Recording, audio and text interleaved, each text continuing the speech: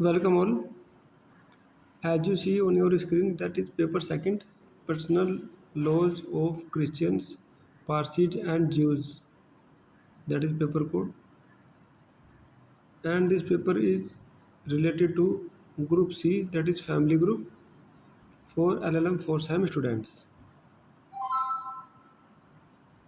पहले भी डिस्कस किया जा चुका है कि ये पेपर भी 5 यूनिट्स में बना हुआ है। अब देखिए यूनिट वाइज इसको हम लोग थोड़ा डिस्कस करेंगे। यूनिट फर्स्ट नोट करें अपने नोटबुक के ऊपर, नोट करो उसको। That is introduction to personal laws in India, role of personal laws in secular India, because India is a secular country, and what is the role of personal laws in India, that is discussed in unit first topic number 1। Topic number 2 that is, देखिए हर topic से question बनेगा, ठीक है, हर topic से और हर unit से, इसलिए आप किसी भी यूनिट को हल्के से न समझें, सभी यूनिट्स को हमको सीरियसली लेना है, ठीक है। Relevance, acceptance and application of personal laws in India legal system. सबसे पहले तो हमारे विद्यार्थियों के मन में ये बात आनी चाहिए, जब इंडिया एक सेकुलर कंट्री है तो वहाँ पे पर्सनल लॉज का क्या काम, क्या रोल है उनका, ये पहला क्वेश्चन बन जाएगा, ठीक है। फिर सेकंड आएगा रेलिवेंस एक्सेप्टेंस। अब जबकि रेलिवेंस भी है, लोग बाग उनको रेलिवेंट समझते हैं, उसके अनुसार काम हो रहा है। एक्सेप्टेंस क्या है, और application of personal laws in Indian legal system. 3 personal laws and constitution of India, ठीक है। Next importance of customary laws of Christians. देखिए 3 बड़ी कम्युनिटीज़ हैं, हिंदू लोग और मुस्लिम लोग हम लोग पहले पढ़ चुके हैं, उसके बाद जो और दूसरी कम्युनिटीज़ में क्रिश्चियंस, पारसीज एंड ज्यूज़, तो उनके ऊपर ये आ गया important of customary laws of Christians, Parsis and Jews. Salient features of legislation enacted for the Christians and Parsis, ठीक है।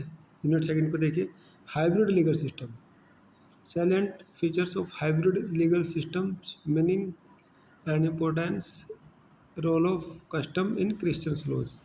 देखिए जो क्रिश्चियंस लॉज है उनमें कस्टम का बहुत रोल है, हिंदू लॉ में भी कस्टम का बहुत रोल प्ले करता है, सप्तपदी है और दूसरे कंसेप्ट हैं, कन्यादान है, तो क्रिश्चियंस में भी होता है। अब क्रिश्चियंस को जानना है ना उनको, क्योंकि ये सिलेबस में आ गया। अब role of custom in Parsi law, Parsi एक समुदाय है, हालांकि वो धीरे धीरे उनकी संख्या कम हो रही है, लेकिन है फिर भी। Parsi law, customs relating to marriage, adoption and succession in Parsis. Role of custom in Jews, Jews के लॉज भी देखिएगा। Jews laws, matrimonial custom of Jews in India. Unit third history of Christian laws in India, the Indian Christian marriage act 1872, its provisions and applications, the Indian Divorce Act 1869, its provisions and acceptance, adoption and guardianship in Christian law, personal laws governing Jews, okay. Then uncodified Jews laws of inheritance and succession, adoption and guardianship, and case studies। Then unit 4 देखिए उसमें comparative study of Christians, Parsis and Jews laws, ये comparative study है, दोनों को तुलनात्मक अध्ययन। Personal laws and human rights, women's rights, interpersonal laws, contemporary issues and challenges, conversion, interfaith marriages, etc. देखिए interfaith marriages के ऊपर भी आ गया, कन्वर्जन के ऊपर भी आ गया, बहुत सारी चीज़ें इसमें आ गई हैं, ये वेरी शॉर्ट के लिए इम्पोर्टेंट होता है। यूनिट 5 पे देखिए constitutional mandate of UCC in article 44 of Indian constitution. Uniform civil code UCC के ऊपर भी क्वेश्चन आएगा, क्योंकि ये अभी प्रेजेंट में काफ़ी इम्पोर्टेंट इशू है यूसीसी। उत्तराखंड में तो यूसीसी एक्ट लागू भी हो गया, उन्होंने अपना उत्तराखंड स्टेट यूसीसी एक्ट बनाया हुआ है, आप उसको भी देख सकते हैं, गूगल से डाउनलोड करके पढ़ेंगे उसको। Concept of uniform civil code UCC, its contents and objectives and critical analysis. Critical analysis बहुत ज़रूरी होता है हर चीज़ का। Advantages and disadvantage of UCC in India. UCC in USA, USA से इसका तुलनात्मक अध्ययन हो रहा है इंडिया का यूसीसी के बारे में, ठीक है। अभी यूएसए के साथ में और कौन कौन से देश हैं जिससे कि हम यूसीसी का कंपैरेटिव स्टडी करेंगे, that is Canada, Australia, UK, Russia and UCC in Goa, India. Need for UCC in India and the way forward. अब रीडिंग्स पे देखिए, Manushi, a journal about women and society, ये एक रिसर्च पेपर है, ठीक है। Laws of succession in India, Lexis Nexis से लिया गया है। बुक्स में आर्टिकल देखिए, K B Agarwal, family law in India, Kluwer law international 2016, Archana Parashar, women and family reforms in Sivaramayya B, law of daughters, sons and widows, discrimination in inheritance,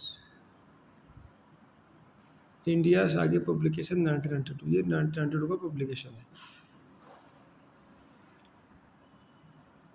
बशनाथ Kumar Sharma, हिंद law central law, Vibhuti Patel, all personal laws in India are publication. Inheritance and property rights under the, ये उन्होंने Honda लिख दिया जबकि ये हिंदू है, under the Hindu succession act 1956। देखिए मिसस्पेलिटी हो जाता है, क्वेश्चन पेपर भी मिसस्पेल्ड होता है। क्वेश्चन पेपर को आप ध्यान से देखना है और उसको अर्थ को इंटरप्रेट करना है कि हमारे लिए क्या है। हिंदू सक्सेशन एक्ट 1956 के बारे में है, लॉयर्स कलेक्टिव, ये क्योंकि सिलेबस में ऐसा हुआ है, ठीक है। तो इस तरह से आप देखोगे कि ये पेपर पूरा बन जाता है। अब यूनिट वाइज और टॉपिक वाइज मैं तैयारी का तरीका इसका बता दूं कैसे कर सकते हैं। हालांकि आपके अपने कुछ मेथड्स भी होंगे तैयारी करने के। उसके अलावा एक तरीका ये भी हो सकता है कि आप इसको पूरा को डालो, introduction for personal laws in India, Google पे या एआई पे, उससे काफ़ी कंटेंट निकलेगा, 10, 12 या 15 पेज का तो निकल ही जाएगा। उसको आप पढ़ो, नोट करो उसके इम्पोर्टेंट, और उनको अपने शब्दों में बदल करके तब आप उसको एग्ज़ाम पेपर में लिखना, सभी यूनिट से मिल जाता है, ठीक है। अब क्योंकि एग्ज़ाम आ गए तो इसलिए ये तरीका अपनाना होगा। अदरवाइज़ के ऊपर कोई ज़्यादा प्रिंट मीडिया में कोई प्रिंटेड बुक्स तो नहीं है, कोई आपको मिल जाए तो that is other thing, but online काफ़ी कंटेंट मिल जाएगा, ठीक है। तो ऑनलाइन अगर प्रिंट में नहीं है तो ऑनलाइन निकाल लो उसको, ठीक है। That will be very beneficial for your upcoming examination. Thanks for listening.